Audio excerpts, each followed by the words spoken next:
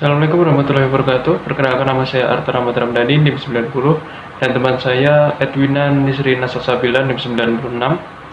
Kami di sini dari kelompok 15 akan menjelaskan tentang monopolistic competition atau pasar persaingan monopolistik. Persaingan monopolistik adalah sebuah bentuk pasar yang dimana terdapat banyak produsen atau penjual yang bersaing dengan menggunakan produk yang sama atau sejenis, tetapi memiliki beberapa perbedaan. Perbedaan di sini contohnya adalah dari segi kualitas, harga, atau cara pemasaran produk tersebut. Contoh persaingan pada pasar ini adalah persaingan antara produsen air mineral. Seperti yang kita tahu, banyak produsen air mineral yang ada di Indonesia, tetapi terdapat berbagai macam merek dan berbagai macam harga. Dan yang membedakan antara produsen satu dengan produsen yang lainnya itu adalah dari segi kualitas, dari segi harga, dan cara mereka mempromosikan atau memperkenalkan produk mereka di pasaran.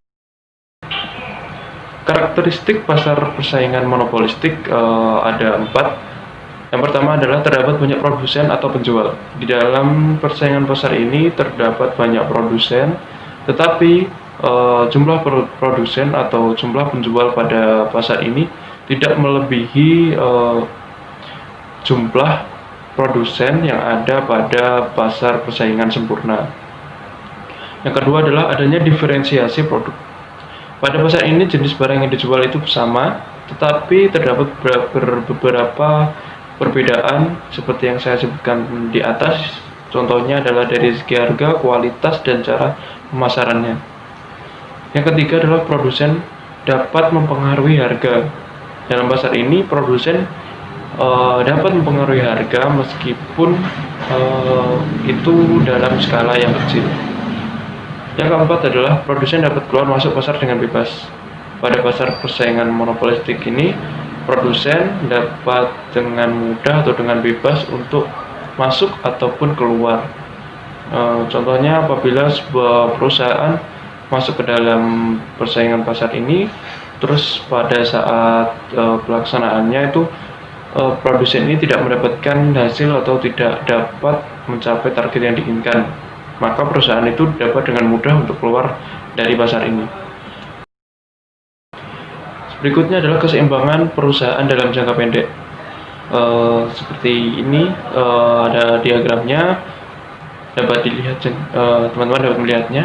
Keseimbangan jangka pendek perusahaan tercapai bila MR sama dengan MC, karena memiliki daya monopoli, sehingga keseimbangan perusahaan yang bergerak dalam persaingan monopolistik sama dengan perusahaan yang bergerak dalam pasar monopoli.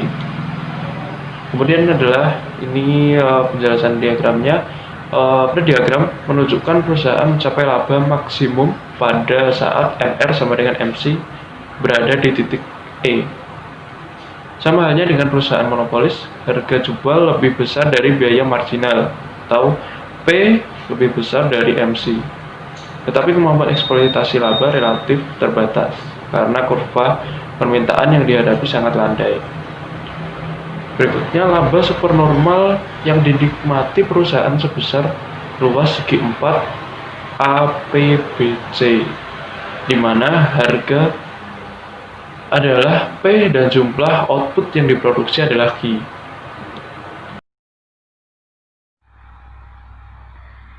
Pasar persaingan monopolistik dan efisiensi ekonomi.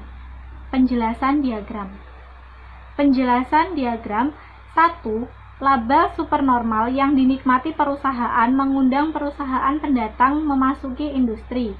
2. Masuknya pendatang memberikan dua kemungkinan terhadap permintaan perusahaan lama. Yang pertama, pelanggan makin setia. Secara grafis terlihat dari kurva permintaan jangka panjang lebih curam dari jangka pendek, atau pelanggan makin bersifat memilih, di mana permintaan jangka panjang menjadi lebih landai dibanding jangka pendek. Diagram B. 4. Bagaimanapun pengaruhnya, perusahaan hanya akan dapat bertahan dalam jangka panjang jika mampu menikmati laba normal pada saat harga jual sama dengan biaya rata-rata P sama dengan AC. 5. Dalam diagram keseimbangan tersebut terjadi di titik A diagram A atau B diagram B. Lalu selanjutnya, keseimbangan perusahaan dalam jangka panjang. Dibandingkan dengan pasar monopoli, persaingan monopolistik masih lebih baik dilihat dari lebih kecilnya total kesejahteraan yang hilang atau dead weight loss. Namun tetap kurang efisien dibanding pasar persaingan sempurna. Ada dua penyebab mengapa pasar persaingan monopolistik tidak dapat lebih efisien dibandingkan pasar persaingan sempurna. Pertama, harga jual masih lebih besar dari biaya marginal. Karena memiliki daya monopoli, perusahaan dalam pasar persaingan monopolistik mampu membebankan harga jual yang lebih tinggi dari biaya marginal. Namun demikian, karena kurva permintaan yang dihadapi sangat elastis, maka selisih harga dan biaya marginal tidak sebesar dalam perusahaan monopolis. 2. Kapasitas berlebihan atau excess capacity. Telah dinyatakan karena sangat mudahnya perusahaan untuk keluar dan masuk dalam jangka panjang, perusahaan yang beroperasi dalam pasar persaingan monopolistik hanya menikmati laba normal. Keadaan tersebut kita gambarkan kembali dalam bentuk diagram 10.4 berikut ini. Penjelasan diagram. Pada saat berada dalam keseimbangan jangka panjang, titik A, perusahaan sebenarnya tidak berproduksi pada tingkatnya yang paling efisien, sebab titik A bukan titik terendah pada kurva biaya rata-rata AC. 2. Jika perusahaan ingin memproduksi pada AC yang paling rendah, output harus ditambah sampai sejumlah QB. 3. Tetapi jika output melebihi QA, output keseimbangan penambahan, outputnya menurunkan laba, bahkan merugi, karena permintaan marginal lebih kecil dari biaya marginal, MR lebih kecil dari MC. 4.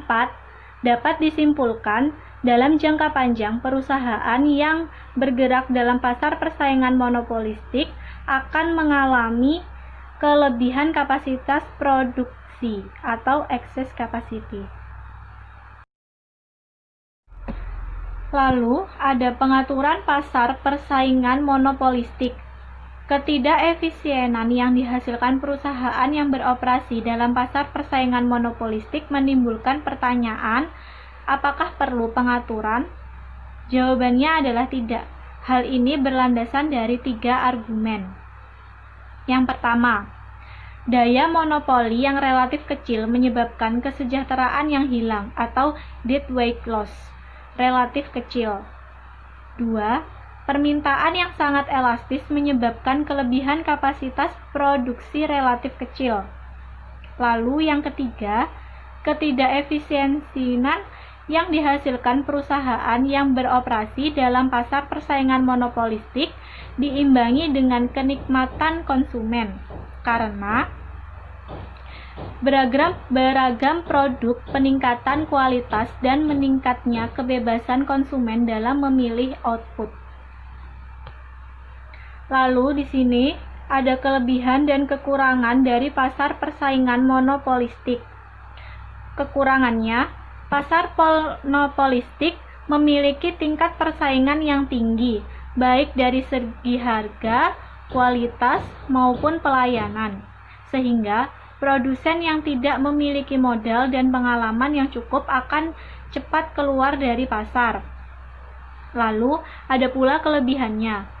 Kelebihan pasar monopolistik adalah banyaknya produsen di pasar memberikan keuntungan bagi konsumen untuk dapat memilih produk yang terbaik.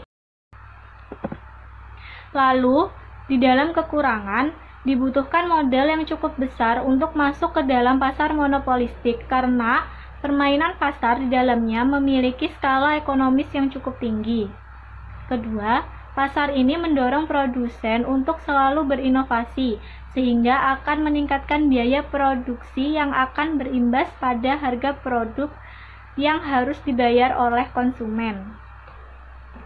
Lalu, di dalam kelebihan pasar monopolistik, yang pertama, kebebasan keluar masuk bagi produsen, mendorong produsen yang selalu melakukan inovasi dalam menghasilkan produknya. Yang kedua, diferensiasi produk mendorong konsumen untuk selektif dalam menentukan produk yang akan dibelinya, dan dapat membuat konsumen loyal terhadap produk yang dipilihnya. Dan yang terakhir ada kesimpulan. Kesimpulan dari pasar monopolistik ini sendiri bertujuan, topik ini adalah untuk melihat suatu bentuk pasar yang sangat umum di mana ada banyak perusahaan tetapi memiliki sedikit kekuatan monopoli. Keseimbangan jangka pendek dan jangka panjang ditunjukkan akibat dari adanya pengaruh ekonomi dalam pasar ini. Sekian presentasi dari kelompok kami. Wassalamualaikum warahmatullahi wabarakatuh.